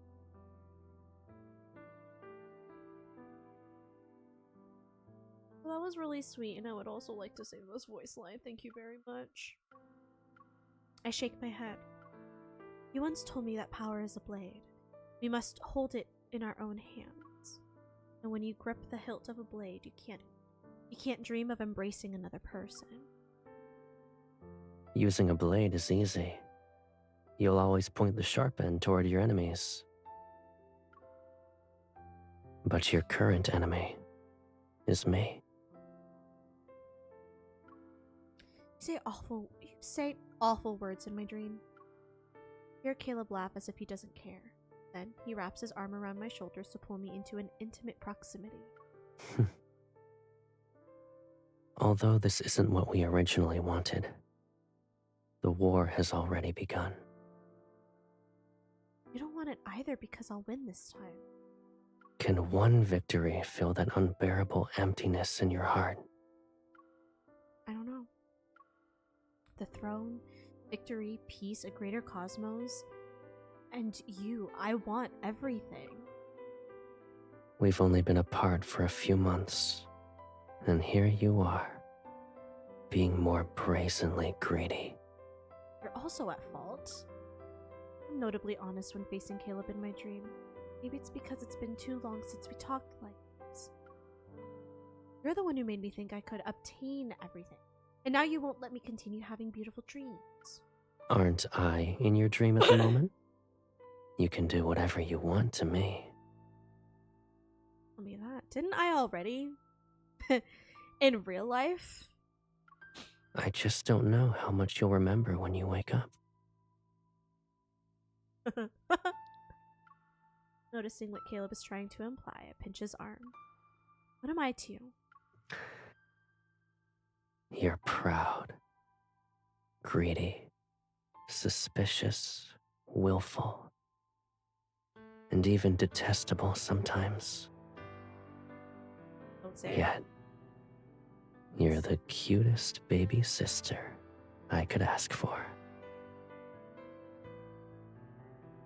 Said it. I hate it. I hate that he said it. Hi, Liv. Hi, Liv. How are you? I'm good. How are you? Okay, I feel like the inclusion of older brother, baby sister is so prominent in this story. I feel like it might be like lazy writing of trying to figure out how to like navigate around it. Because like obviously saying like the cutest Thongsong, or I think that's the term in Korean, saying like in like calling him like oppa, like that could mean like totally different things, or like jeje, right? Whereas like it being such a major plot point in so many of these lines of like being like, but we're close because we're fucking siblings, without having that context of like Asian honorifics. I fucking hate it. I hate it. I hate it so much. I really think it's just like lazy writing that they didn't find a way to maneuver around it. Popping in to say hi. Liv, I love you. And I miss you. Thank you for popping in. I love you. Like, why couldn't they just been best friends? Why couldn't we have just said we're best friends? You know? Cause then I feel like they grew up together. Honestly, I take step siblings even. It's or like, yeah, step siblings instead of like half siblings. I would have taken step sibling. That is the closest we could get to the fucking way that they wrote it in like the Asian the Asian translations, to like some sort of like, and that would make sense with their like close relationship. They could have just been fucking best friends like they are in the actual fucking main story. I hate it. I hate it so much. I'm never gonna not be upset about it. The spiciest card. And they make it incesty. Under the vast sky, we sit quietly for a long time. Only the moon's slow descent reminds us of the passage of time. Something soft brushes against my palm. I look down and see a blue-gray flower he placed in my hand. It's then that I notice the wasteland is somehow covered in blossoming nebulasia apples. Caleb seems to remember something. What is it? Smiling, he stands up. Are you leaving? The dream is about to end. We can only make our wishes come true after we wake up. Your wishes. I don't think I even know what they are. Doesn't look like you'll say more. I give up. Never mind. You're just part of my dream. I can't expect you to answer questions I can't figure out myself. 2 stars following separate orbits. Even if they intersect for a moment, it'll bring about destruction. We're getting lag. That means the Kindled moment is coming up. That's one cosmic law. But it's possible that after seeking and embracing each other for eons, their attraction might not necessarily be for mutual destruction. Still trying to make sense of his cryptic words. When he turns around, he walks toward the edge of the wasteland where the moon has fallen. I want to catch up with Caleb, but I step into empty air and rapidly fall. Before my consciousness drifts away, I hear his voice again. It's more distant. Aren't you curious about my wishes? I want the rules of this cosmos to change according to my will.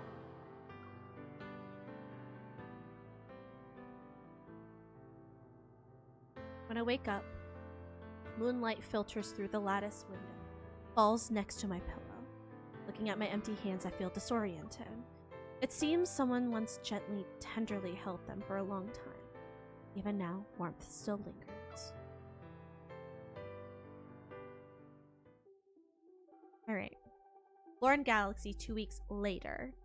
Time passes silently, and the shadow of war still looms over the major galaxies. Inside the reception hall and in front of a massive panoramic glass wall, starship models are displayed like constellations. Nearby, Phelan, a representative from the Lauren Galaxy, taps the hologram to give the sales pitch for this batch of brand new starships. This is the design for the 3rd batch. If your majesty approves, we can immediately begin the next round of production. I don't like how you sound, and I don't like how you talk to me. You sound sleazy. There's no need to hurry. Currently, losses from the Imperial starship battles are lower than expected. I'll give you a contract that our strategists redraft later. Phelan pauses, and the hologram on the glass wall slightly trembles in response. Of course. Your Majesty! Without waiting for the guards outside, my secretary bursts into the reception hall. She's unable to hide her excitement. The fleet led by the High Marshal encountered an emergency in the Allure Galaxy. The cause is currently unknown, but they chose to make an emergency landing within Imperial territory. We've already calculated their approximate location and narrowed it down to 3 sites. She sounds so sweet. Phelan immediately stands up and bows respectfully. Congratulations, Your Majesty. The High Marshal has crashed into the Empire's territory. This is an excellent opportunity. Phelan, I don't like you. Can you leave? If the Empress gives out the order to execute him, no one will dare to question Your Majesty's reign. I don't want to kill him, though. I want to capture him.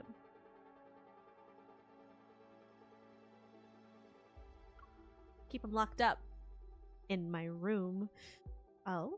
Since when have Lauren's denizens started caring about matters between the Empire and the Federation? I thought you'd be happier to see this conflict continue. After all, you still have plenty of high-quality goods worth selling. And tie him up? I mean, maybe. Sturdy rope.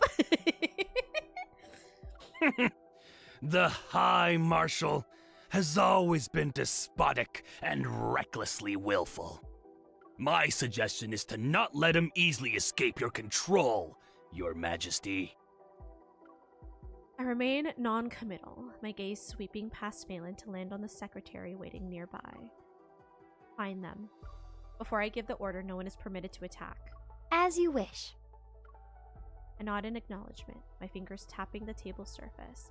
Out of the corner of my eye, I catch a fleeting shadow of displeasure across Phelan's face. Ever since the interstellar starfaring summit was held, the people of Lorne Galaxy have been somewhat dissatisfied with Caleb. But obvious attempts at sowing discord are a first, with their patrons become impatient. The Lorne Galaxy may have never been truly neutral, but I have no intention of exposing their scheme to use me as their weapon for them. At this moment, I'm more concerned about Caleb's situation. Notify the command ship. We're departing for our home planet.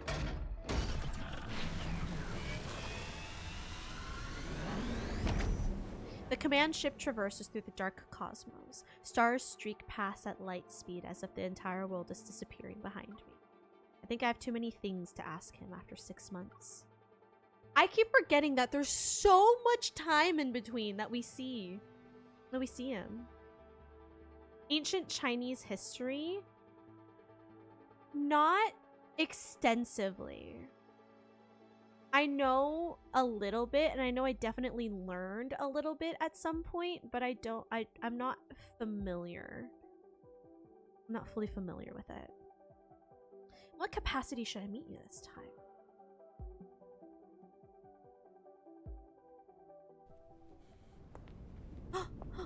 Oh, the Kindled's happening. Oh, it's already happening.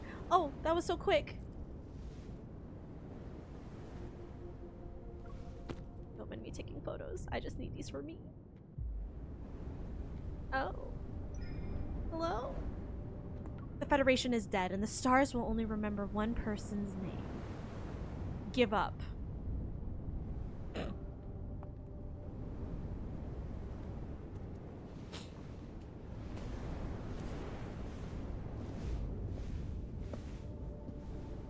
Oh. But I brought you a gift for your coronation. Oh. Our nations want us to kill each other. However, they don't know that we're from the same source. Our souls are entwined.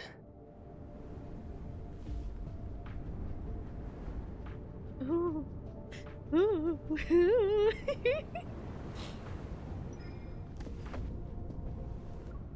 I'm sorry, I didn't read that. Only on the condition that you stand by my side.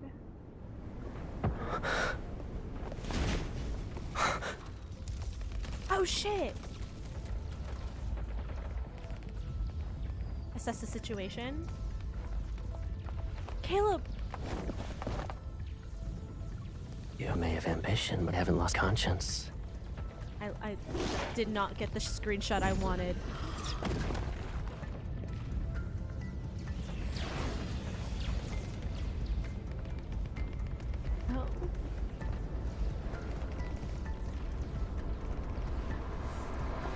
Oh.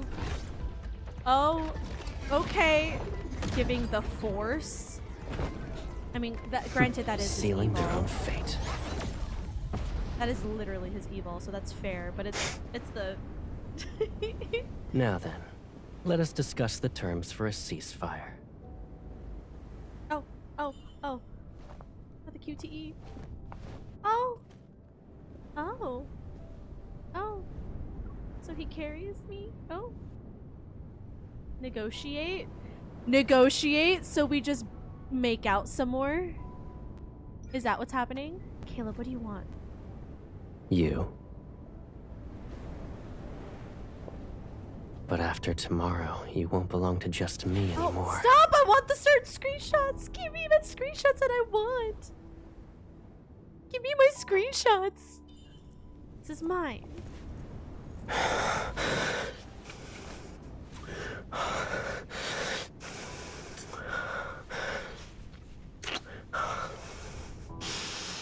Oh.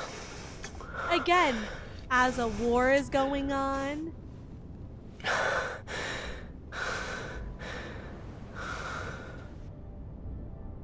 Suppress him?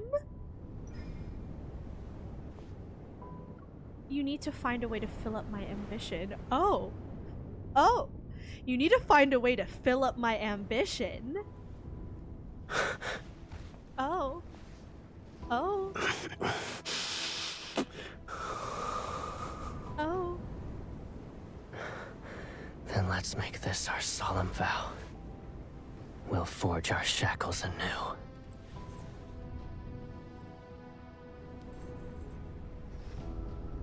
And we will kill that very thing called fate together. Oh, that's a beautiful shot at the end there. Okay. Okay. I'll admit, compared to Silas's crazy Kindled, that was pretty tame. I mean, other than the makeout scene, but they both had makeout scenes. So if we're gonna take away the makeout scene, or the makeout portion, that was very calm compared to how fucking insane Silas's was. On the throne, Caleb and I rest in each other's embrace. The dust has settled and only wisps of smoke rise above parts of the ruins. Imperial generals have regained control of the situation, and it's not hard to track down the forces that tried to sabotage our negotiations. Those who want to profit from it will pray for the war to never end. It's not just Lauren, though. The Empire and the Federation have no shortage of such people. They're only more covert about it. Or covert. Exactly. Too bad they picked the wrong targets. No matter how hard they try, it won't work. Caleb rotates his wrist and spreads out several encrypted documents. He taps them. A series of terms appears in the air. Raising an eyebrow, I lean in and get a good look at the documents. Balin drafted them and added enticing language and generous terms. They even promised you Lauren's entire shipbuilding capacity for the next 10 years. You weren't tempted? Isn't it because I already have the ally whom I want the most? I had no choice but to turn them down. Even though my little sister abandoned me halfway through our collaboration, I won't hold a grudge. Stop it. No. He's referring to the Belidio incident. I claimed to be sick halfway through while providing intel to the Lorne Galaxy. I suppose I caused him some trouble at the time, but that's in the past now. There's nothing we can't discuss. I couldn't have guessed you detected someone was planning to bomb the starport, so you decided to strike first. In any case, the situation was unclear at the time. Couldn't put my crown at risk. I figured as much. I did visit you as soon as I stabilized the situation. You did the same thing tonight. His expression, free of accusation, stirs a sense of guilt that's been dormant for a long time. I gently link my arm with his. Be honest, didn't you think you might die if I hadn't arrived in time? What if the others persuaded me, and I decided to kill you? He doesn't answer my question. He only lowers his head to kiss my hair. Do you remember the warp point, Velitio? And the plan we created? Are we gonna run away together? I still believe it can change certain established rules and lead us to a different future. Are we gonna run away together? What do you think, Your Majesty? We should just run away together. Just leave this place. 3 months later. Oh. The Empire and the Federation have reached a consensus and renewed the Centennial Mutual Assistance Treaty. Okay, treaty. The exploration plan regarding Velitio will also be resubmitted for deliberation by the Noble Assembly and the Federation's Council. Your Majesty, High Marshal, you may place your hands here. And then can you say you may kiss the bride? Since you're fucking officiant anyways, Caleb and I step forward together and solemnly place our hands on the tree. That's so many tickets, Kathy. Oh my goodness. A ring of blue light spreads and ripples outward like starlight before settling into the profound silence. But the cosmos abides by one truth. It will forever exist in unrest and chaos. Tranquility is only temporary. But we'll leave those headaches for our future selves. At this moment, I feel an unprecedented sense of satisfaction filling my chest.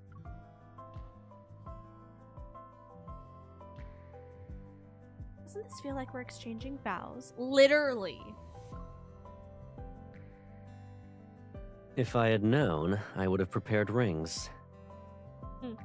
If we exchanged vows, the old guard in the Empire would throw more than just one tantrum. Do you care about that? Maybe we'll never be able to stand beside each other in such a way. His voice is quiet, yet it's clear. It feels as if he's whispering directly into my ear. Ever since I was little, I've always accomplished what I set my mind to. Once I've chosen a path, I'll see it through to the end. It doesn't matter how impossible it seems. And when you kissed me for the first time, I was happy. Aww. Aww. I'm lucky that I have a sweet baby stop. sister. Nope. Her heart is just like mine. It was sweet until you said that. Stop it. Ever since then, I've never felt lonely.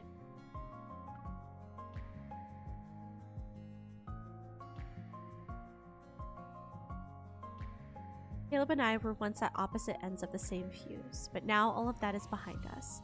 Cosmos will forge ahead unscathed. And the Empire. Caleb's name no longer symbolizes danger and destruction. Rather, it will be the most gentle, romantic footnote of this era. Caleb, the Federation's High Marshal, the Empress's former enemy and lifelong beloved, second only to the Cosmic Empire. Someday I think I'll agree to let someone delete that small text in parentheses. After all, the life we'll experience together will be a long one.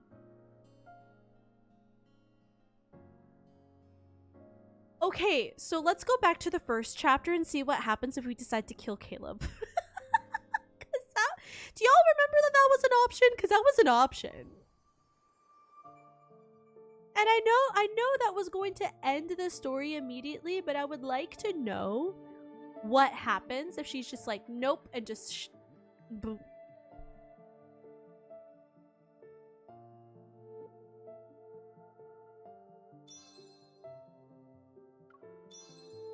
Unlock first. Oh my god.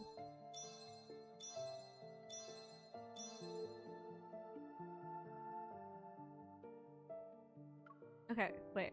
So what happens? What happens? I love that they give us two different endings. That's so funny. Here we go. We're gonna get the pew pews in two times speed. Pew pew pew pew pew. Pew pew pew pew pew pew pew pew pew pew pew pew pew pew pew pew. Your Majesty, we jam reinforce. We gotta get to that other part. As you wish.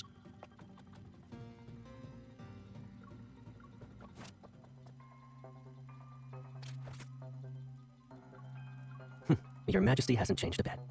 When it comes to... You rarely leave. My baby sister. Shut up. I don't want to hear it. I don't want to hear it. Your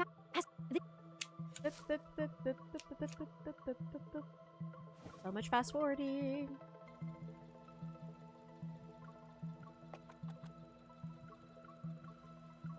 It was a joke, Your Majesty. Traces... If those... Even your... It's been a long time since we last saw each other after your coronation. I missed... Alright. Here it is. Fire the gun and kill Caleb. I hate that this is an option.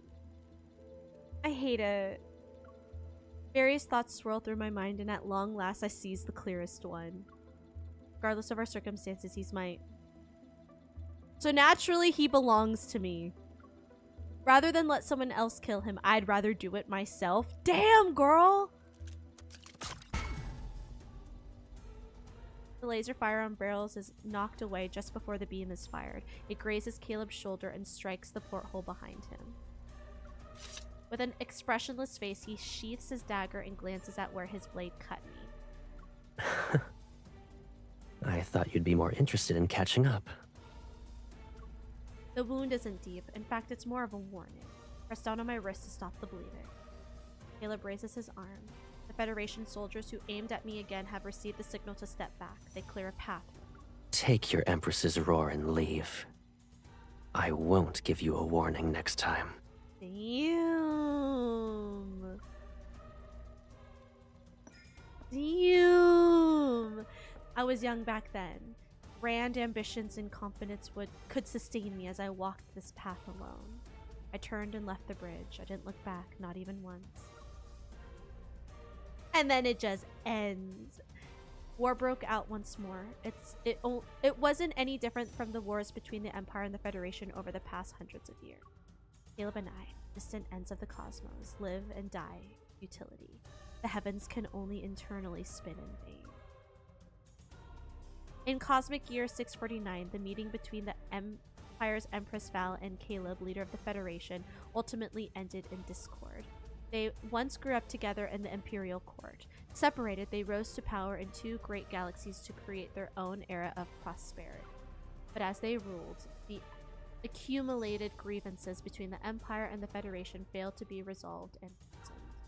They spent their entire lives restraining each other. They never achieved reconciliation. Oh, so sad. Damn. At least we didn't actually kill him. I was gonna be real sad if it just ended with like, we killed him. That would've sucked. I also still don't like that ending.